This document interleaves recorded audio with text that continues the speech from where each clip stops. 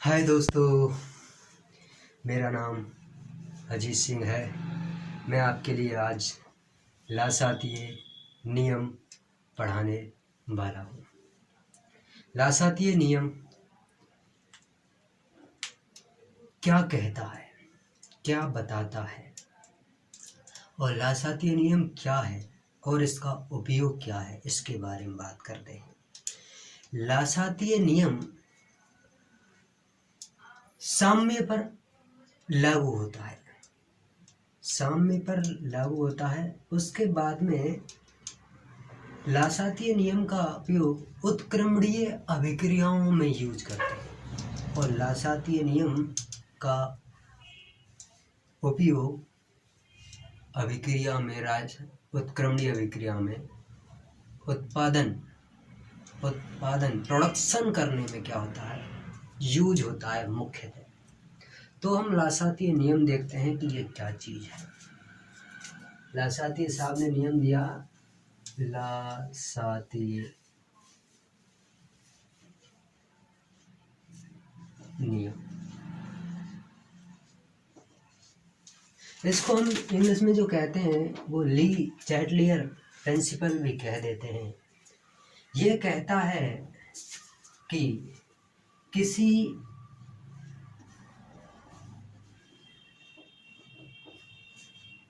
उत्क्रमणीय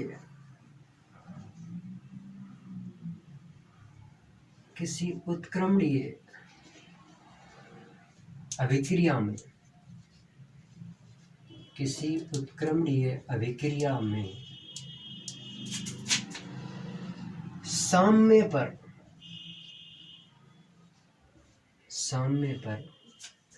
बाह्य परिवर्तन करने पर, बाह्य परिवर्तन करने पर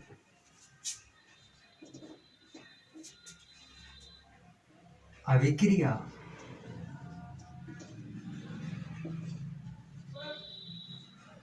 स्वतः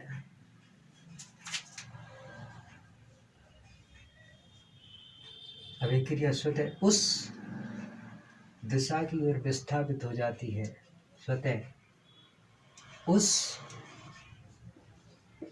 दिशा की ओर विस्थापित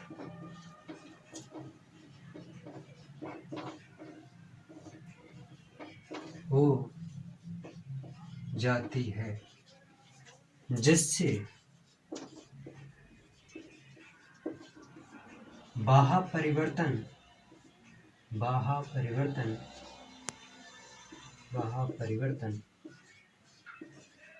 स्वतः ही नष्ट हो जाए।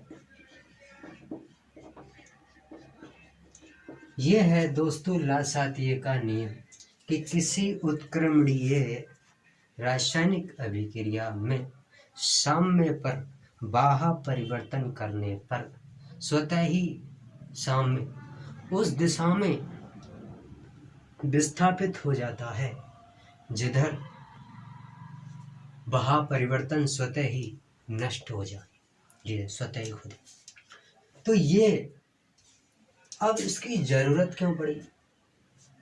हमने पढ़ा है कि जो अग्र अभिक्रिया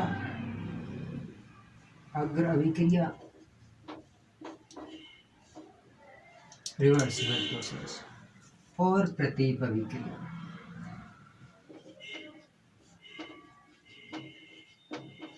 ये क्या होते हैं, इक्विवेरियम स्टेज में होते हैं। इधर भी समान, इतना ही मात्रा समान, इसमें इतनी मात्रा समान। जब कोई बाह्य परिवर्तन करते हैं, इधर करते हैं या इधर करते हैं, तो क्या होता है, साम्य में बदलाव होते हैं। अब ऐसा क्या कर सकते हैं हम कि इस साम्य में परिवर्तन हो। जो हमने बताया है कि बाह्य परिवर्तन होते हैं, ये जो बाह्य परिवर्तन होते हैं क्या होते हैं, बाह्य परिवर्तन होते हैं। ये बाह्य परिवर्तन कौन कौन से? क्या है ये बाह्य परिवर्तन कौन कौन से हैं जो लासातीय नियम के में क्या हो रहे हैं, उपयोग हो रहे हैं। ये लासातीय नियम में बाह्य परिवर्तन है, पहला तापमान, दूसरा सांद्रता, तीसरा आयतन, चौथा दाब, पांचवा अक्रिय गैस, छठा उत्प्रेरक। ये क्या है, बाह्य परिवर्तन है तापमान, सांद्रता, आयतन, दाब, अक्रिय गैस और उत्प्रेरक। ये है बाह्य परिवर्तन लासातीय नियम में। पूछ लेते हैं कि लासातीय नियम में कौन कौन से बाह्य परिवर्तन किए जा सकते हैं। तापमान किया जा सकता है, सांद्रता किया जा सकती है, आयतन किया जा सकता है, दाब में किया जा सकता है, अक्रिय गैस में किया जा सकता है और उत्प्रेरक के द्वारा भी किया जा सकता है। ठीक है, अब हम बात करते हैं कि ये लासातीय नियम रासायनिक साम्य एवं भौतिक साम्य, ये नोट डाल दीजिए। रासायनिक साम्य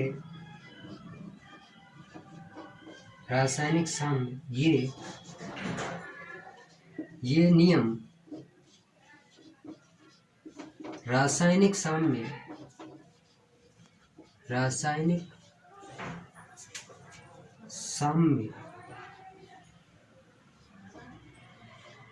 साम्य एवं भौतिक साम्य दोनों पर लागू होता है। आगे बढ़ने से पहले मैं तुम्हारे लिए एक बार रिवीजन कर देता हूँ कि लासातीय नियम के अनुसार लासातीय नियम उत्क्रमणीय अभिक्रियाओं में बनता है, प्रोडक्शन बढ़ाने में यूज आता है, क्या है, और ये बाह्य परिवर्तन होता है। बाह्य परिवर्तन में 6 फैक्टर हैं जिनमें तापमान है, सांद्रता है, आयतन है, दाब है, अक्रिय गैस है और उत्प्रेरक है। इनके द्वारा क्या होगा, बाह्य परिवर्तन संपन्न होगा। अब हम देखते हैं एक एक करके इनमें कि तापमान का क्या प्रभाव है, सांद्रता का क्या प्रभाव आता है, आयतन का क्या प्रभाव आता है, दाब का क्या आता है, अक्रिय गैस का क्या आता है, उत्प्रेरक का क्या आता है। एक एक करके हम क्या करते हैं, इनको देखते हैं।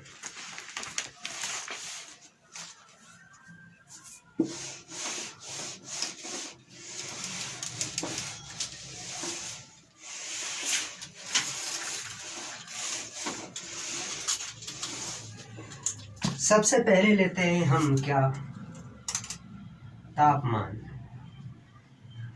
क्या लेते हैं, तापमान 2 प्रकार की क्या होती हैं, हमने पढ़ाई थी। एक तो ऊष्माक्षेपी अभिक्रिया और एक ऊष्मा शोषी अभिक्रिया। ऊष्मा शोषी अभिक्रियाएं वे विक्रियाएं जो ऊष्मा का लेकर या ऊष्मा का अवशोषण करके संपन्न होती हैं, ऊष्मा शोषी अभिक्रियाएं कहलाती हैं। और वे अभिक्रियाएं जो ऊष्मा का अवशोषण करती हैं, ऊष्मा का उत्सर्जन करती हैं, वो ऊष्माक्षेपी अभिक्रियाएं कहलाती हैं। तो उसके आधार पर जब हम टेम्परेचर क्या करेंगे, बढ़ाएंगे, जैसे कि किसी, हम क्या लेते हैं, पहला ए, तापमान बढ़ाने पर, क्या करने पर, तापमान बढ़ाने पर हम लेते हैं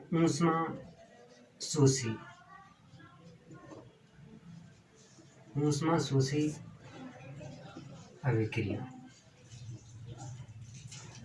इस प्रकार की रासायनिक अभिक्रिया में,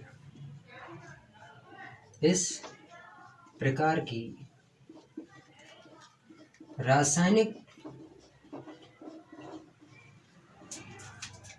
अभिक्रिया में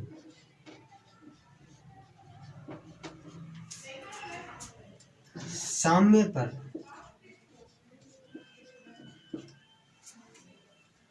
तापमान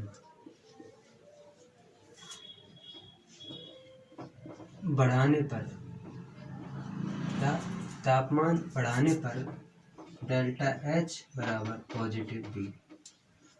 तापमान बढ़ाने पर अभिक्रिया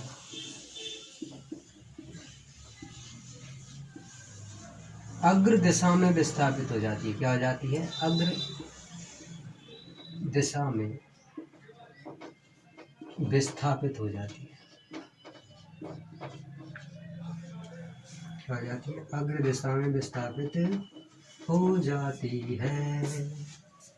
जैसे ही हम क्या देंगे? ऊष्मा देंगे। क्या देंगे? ऊष्मा देंगे। तो अभिक्रिया क्या होगी? ऊष्मा लेकर अग्र दिशा में क्या हो जाएगी? विस्थापित हो जाएगी। फॉरवर्ड दिशा में क्या हो जाएगी? चले जाएगी। कैसे जाएगी? देखते हैं। फॉर एग्जाम्पल, ठीक। इसमें हम क्या लेते हैं? ए प्लस बी सी, ठीक है। ये इसमें क्या करते हैं? हम क्या कर रहे हैं? ऊष्माशोषी अभिक्रिया है। क्या है? ऊष्माशोषी अभिक्रिया है।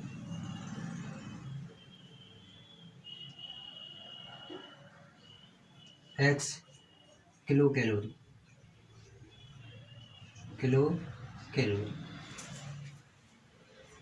क्या होती है? किलो कैलोरी में होता है। और इसे क्या कर देते हैं हम?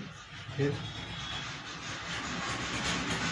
डेल्टा एच बराबर पॉजिटिव बी, ठीक है। A plus B C minus H kilo calorie delta H. तो अभिक्रिया क्या हो जाएगी? फॉरवर्ड दिशा में। किसमें? फॉरवर्ड दिशा में क्या हो जाएगी? अभिक्रिया आगे गमन हो जाएगी। अभिक्रिया फॉरवर्ड दिशा में क्या हो जाएगी? वृद्धि हो जाएगी ऊष्माशोषी में। अब ऐसे ही हम क्या लेते हैं? बी, ऊष्मा क्षेपी अभिक्रिया। ऊष्मा क्षेपी अभिक्रिया ये क्या करेगी? ऊष्मा का त्याग करेगी। कि इस प्रकार की अभिक्रिया में, इस प्रकार की उत्क्रमणीय अभिक्रिया में, इस प्रकार की उत्क्रमणीय अभिक्रिया में क्या? इस प्रकार की उत्क्रमणीय अभिक्रिया में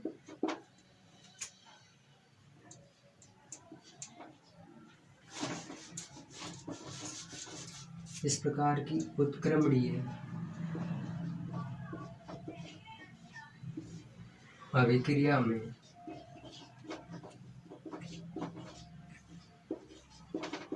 साम्य पर तापमान बढ़ाने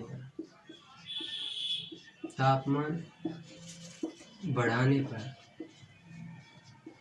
साम्य पर तापमान बढ़ाने पर अभिक्रिया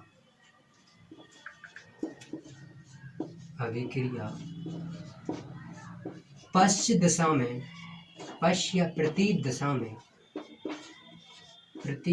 में विस्थापित हो जाती है। क्या हो जाती है? विस्थापित हो जाती है।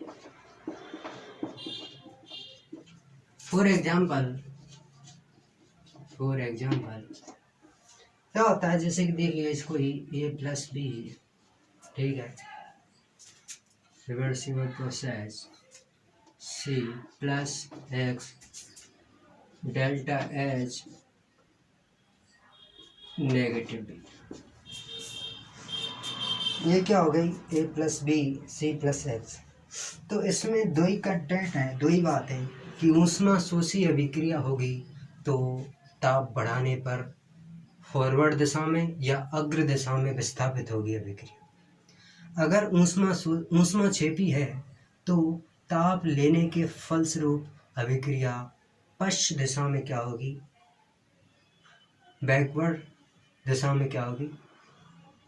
गतिशील होगी। तो ये दो कंसेप्ट हैं, ऊष्माशोषी और ऊष्माक्षेपी का। इसके बाद में हम इसी को ही किसके आधार पर देखते हैं और इसको हटाते हैं, हम रफ करते हैं, आगे देखते हैं। टेम्परेचर में ही एक रासायनिक अभिक्रिया लेते हैं।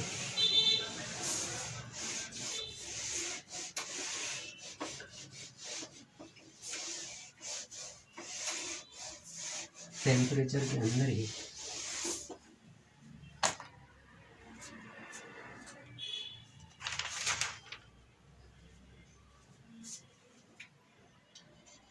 N2 plus 3H2 2NH3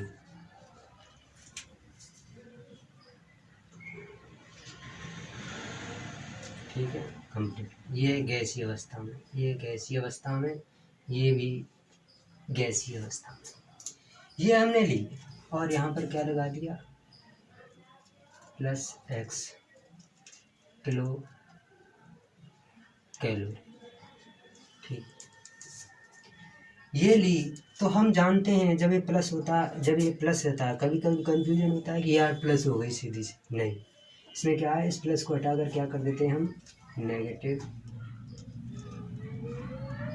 temperature delta H बराबर। ये इसका मतलब ये होता है उल्टा, बिल्कुल जस्ट उल्टा।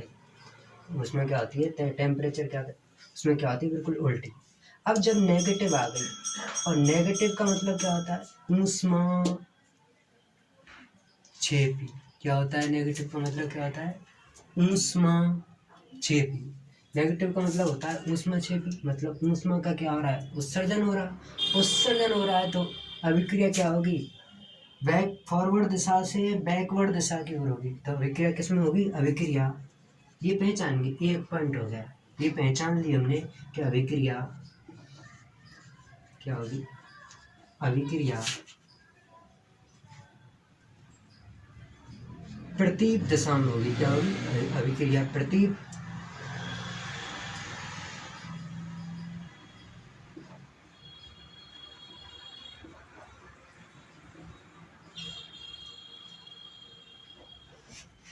प्रतीप दिशा में विस्थापित होगी।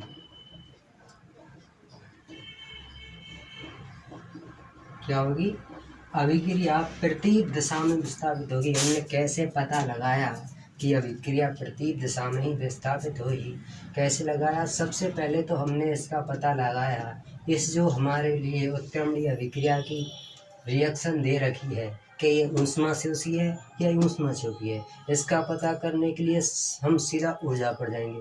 ऊर्जा को देखने के लिए क्या पता लगी हमें, नेगेटिव में, और जो नेगेटिव में होती है वो क्या होती है, ऊष्मा क्षेपी अभिक्रिया होती है। और ऊष्मा क्षेपी अभिक्रिया में क्या जाती है, अभिक्रिया प्रतीप दिशा में विस्थापित होती है, पहला। अब दूसरा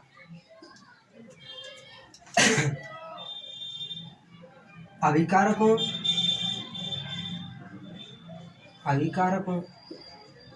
की मात्रा में क्या होगी, वृद्धि होगी। क्या होगी, वृद्धि होगी। ये बता रही है, क्या बता रही है, रिएक्शन बता रही है। तीसरा हो गई, ये उत्पाद की मात्रा में क्या होगी, कमी होगी। उत्पाद का वियोजन होगा। क्या होगा, वियोजन होगा। ये अभिक्रिया क्या बता रही है, ऐसी ऐसी चीजें बता रही है हमें। और चौथा होगा NH3 है। NH3 का निर्माण क्या होगा, NH3 का निर्माण बंद सा हो जाएगा, कम होगा, निर्माण कम होगा। ये तो क्या हो गई, तापमान की जब हम क्या बढ़ाया, टेम्परेचर बढ़ाने पर जब हमने रासायनिक अभिक्रिया ली तो इसमें हमने देखा कि अभिक्रिया प्रतीप दिशा में विस्थापित होती है, अभिकारकों की मात्रा वृद्धि होगी, उत्पाद का वियोजन होगा। ये हमें स्पष्टतः प्राप्त पता चल गया। दूसरा हम एक और रिएक्शन क्या कर लेते हैं, ले लेते हैं, जैसे कि दूसरी चीज लेते हैं। एक है, हमने पहला तापमान क्या कर दिया आपके लिए, खत्म कर दिया। टेम्परेचर बढ़ाना मतलब ऊष्मा क्षेपी और ऊष्मा शोषी अभिक्रियाओं में हम इस बात को कैलकुलेट करते हैं। इसके बाद में हम देखते हैं किसके, सांद्रता के बारे में। किसके बारे में, कंसंट्रेशन के बारे में। किसके बारे में, सांद्रता के बारे में। दूसरा सांद्रता, क्या देखते हैं? सांद्रता के बारे में। किसी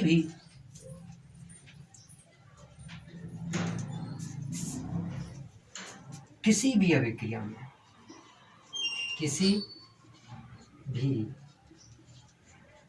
अभिक्रिया में,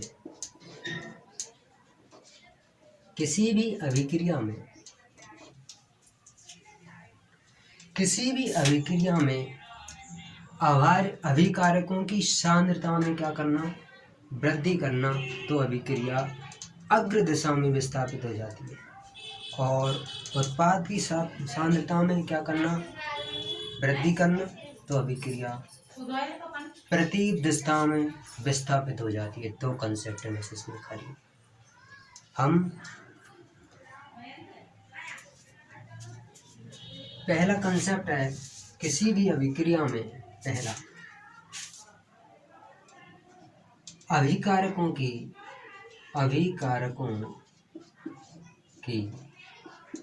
सांद्रता में वृद्धि करना। क्या करना? सांद्रता में वृद्धि करना,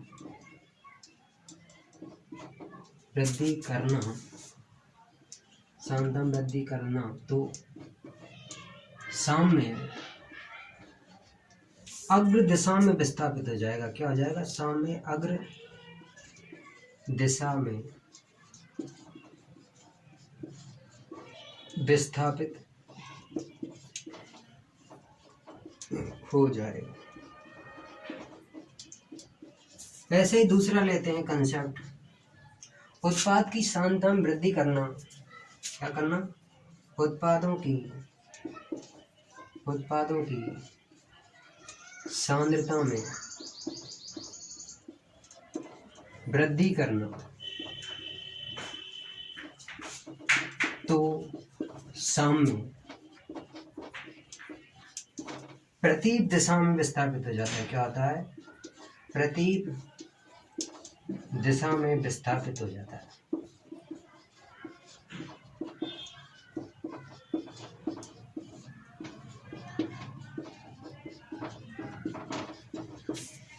क्या हो जाता है? किसी भी अभिक्रिया में जब हम अभिकारकों की मात्रा में वृद्धि कर रहे हैं तो साम्य अग्र दिशा में विस्थापित हो जाता है। जब हम उत्पादों की सांद्रता में वृद्धि कर रहे हैं तो साम्य पश्च दिशा में क्या हो जाता है? विस्थापित हो जाता है, प्रतीप दिशा में विस्थापित हो जाता है। ये यूं चलता है, बढ़ा रहे हैं, अभिकारक बढ़ा रहे हैं तो इधर जाएंगे फॉरवर्ड दिशा में, उत्पाद बढ़ा रहे हैं तो बैकवर्ड दिशा में भागेंगे। तो ये टक्करें यूँ चलती रहेंगी, सामने इधर, कभी इधर, कभी इधर, तो क्या होगा? चलता जाएगा। तो ये कहानी है। अब हम एक समझाने के लिए क्या लेते हैं? 4 एग्जाम्पल लेते हैं। क्या लेते हैं? 4 एग्जाम्पल लेते हैं। इस एग्जाम्पल में क्या लेते हैं? जैसे कि PCl5 लेते हैं, पेंटाक्लोराइड। PCl5 लेते हैं, इसमें ये रिवर्सिबल प्रोसेस, इसमें PCl3 प्लस Cl2, ये भी गैसीय स्टेट में, ये भी गैसीय स्टेट में, ये भी गैसीय स्टेट में। ठीक है। अब हम जैसे ही क्या PCl5 की मात्रा में क्या करेंगे? वृद्धि करेंगे। क्या कर रहे हैं हम? अभिकारक PCl5 में क्या कर रहे हैं हम? वृद्धि कर रहे हैं। तो अभिक्रिया क्या होगी? अग्र दिशा में विस्थापित हो जाएगी। अग्र दिशा, साम्य अग्र दिशा में विस्थापित।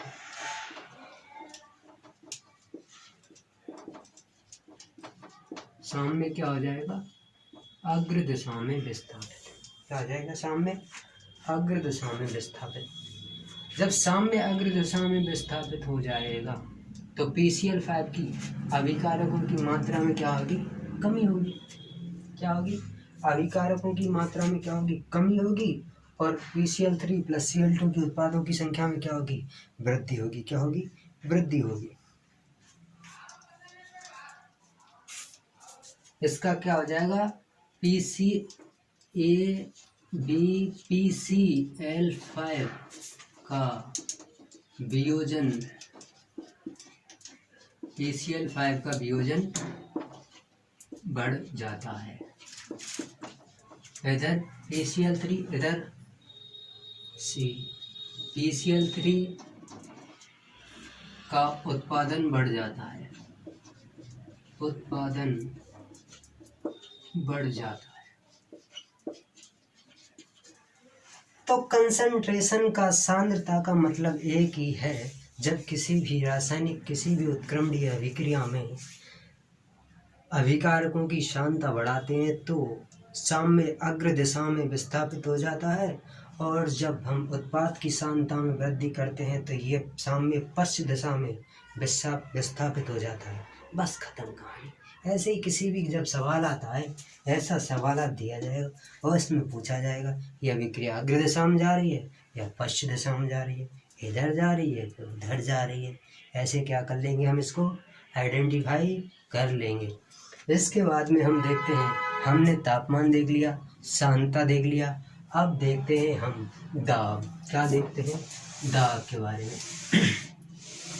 ये प्रेशर क्या चीज़ है, ये प्रेशर क्या चीज़ है भाई। प्रेशर और आयतन मैंने पहले ही बता दिया। प्रेशर और आयतन एक दूसरे के क्या होते हैं, व्युत्क्रमानुपाती होते हैं, बताया था मैं।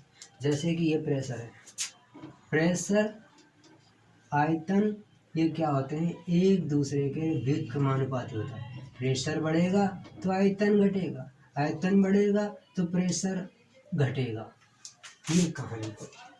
तो किसी, अब हम क्या पढ़ा रहे हैं, हम प्रेशर ले रहे हैं। क्या ले रहे हैं, प्रेशर, दाब ले रहे हैं। क्या ले रहे हैं, दाब ले रहे हैं। तो दाब लेने के फलस्वरूप हमने क्या लिया, दाब ले लिया।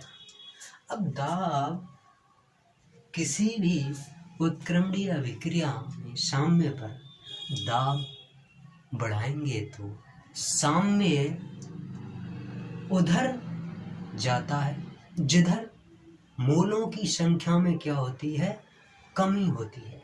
क्या होती है, मोलों की संख्या में क्या होती है, कमी होती है। उधर साम्य विस्थापित हो जाता है। क्या होता जाता है, उधर साम्य विस्थापित हो जाता है। क्या हो जाता है, उधर साम्य विस्थापित। जैसे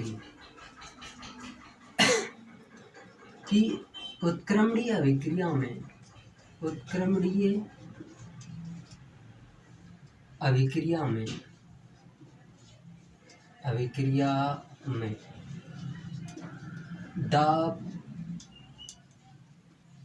बढ़ाने पर, क्या, उत्क्रमणीय अभिक्रिया में दाब बढ़ाने पर साम्य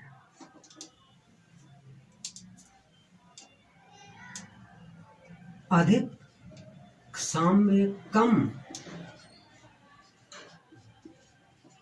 मोलों की तरफ विस्थापित हो जाता है।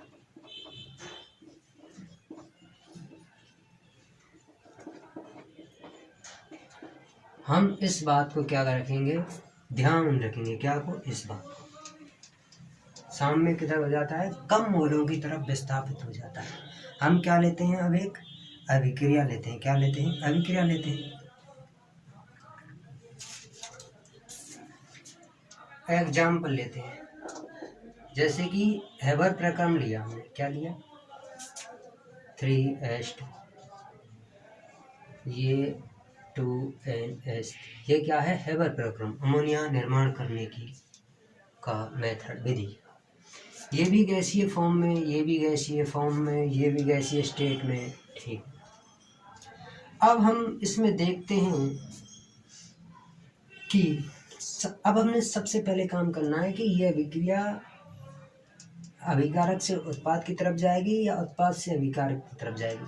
अब तो यह अभिक्रिया क्या है, साम्य पर है। क्या है, बिल्कुल साम्य।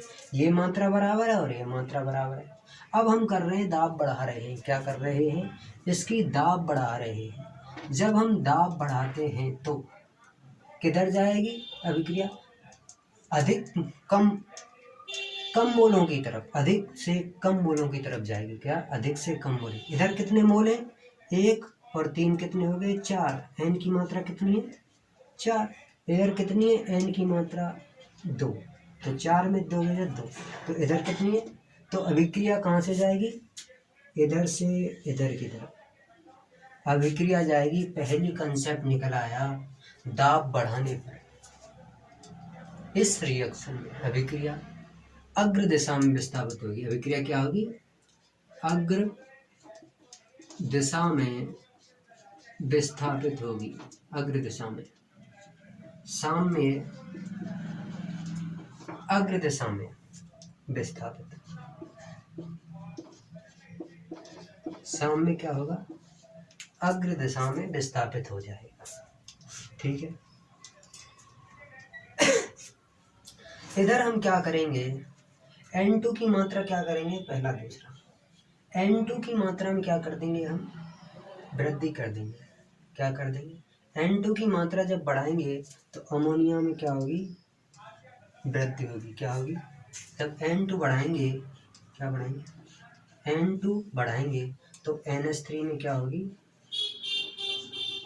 NH3 भी क्या होगी? बढ़ेगा। लेकिन H2 में क्या हो जाएगी? तीसरा H2 में कमी आएगी। क्या आएगी? कमी आएगी। H2 में क्या आएगी? कमी आएगी। ये है देखने का कंसेप्ट। क्या है?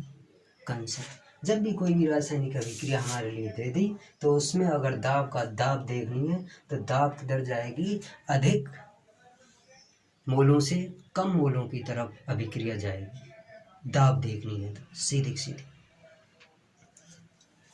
ऐसे ही हम देख लेते हैं एक और। एक है H2 plus I2 reversible process 2HR।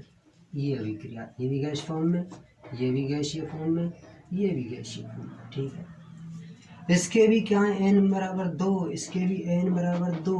तो n बराबर क्या होता है? डेल्टा एन जी का मान कितना आ गया? डेल्टा एन जी का मान कितना आ गया? 0। जब डेल्टा एन जी का मान 0 आ रहा है तो साम्य पर दाब बढ़ाने पर कोई भी परिवर्तन नहीं होगा। यहाँ पर क्या होगा? साम्य पर दाब बढ़ाने पर कोई भी परिवर्तन नहीं होगा। क्या नहीं होगा? कोई भी परिवर्तन नहीं होगा।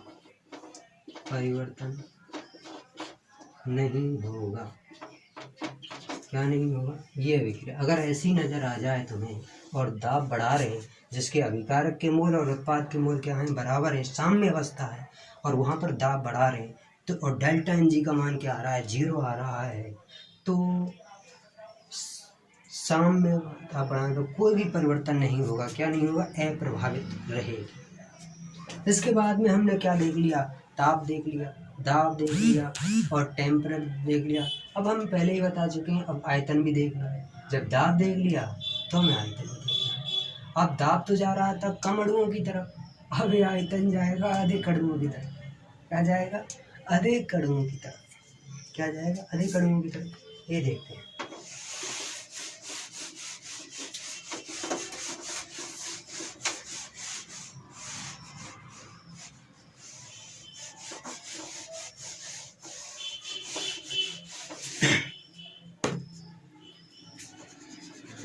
अब बात कर रहे हैं आयतन की। किसकी?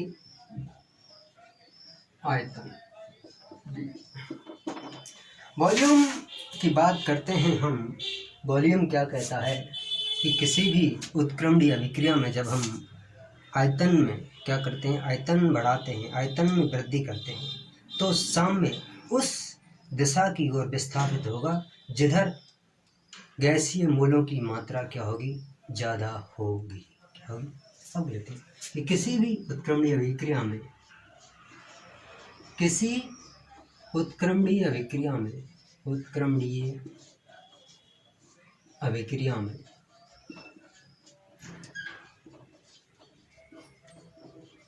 आयतन में वृद्धि करने पर, किसमें? आयतन में वृद्धि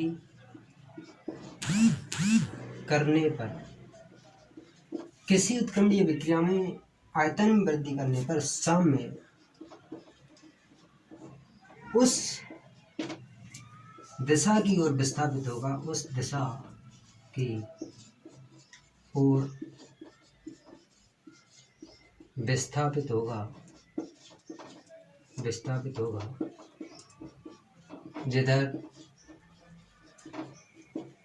गैसीय मोलों की संख्या ज्यादा हो, गैसीय अणुओं की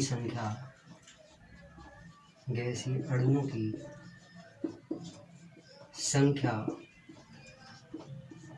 अधिक हो। क्या? गैसीय अणुओं की संख्या अधिक हो। देखते हैं हम N2 प्लस इसी को ले लेते हैं 3s2 2NH3। यही हमने हैबर प्रोसेस ले लिया। क्या ले लिया? हैबर प्रोसेस ले लिया। इसमें देखने हैं कि सामने इधर से किधर की ओर विस्थापित हुआ है। जैसे ही हमने क्या बढ़ाया, वॉल्यूम की क्या बढ़ाई, आयतन बढ़ाया तो क्या जाएगा, यहाँ पर क्या है, n की मात्रा कितनी है, 4। यहाँ पर n बराबर कितना है, 2। और ये परिभाषा कह रही है गैसीय अणुओं की संख्या अधिक हो, उधर विस्थापित होगा।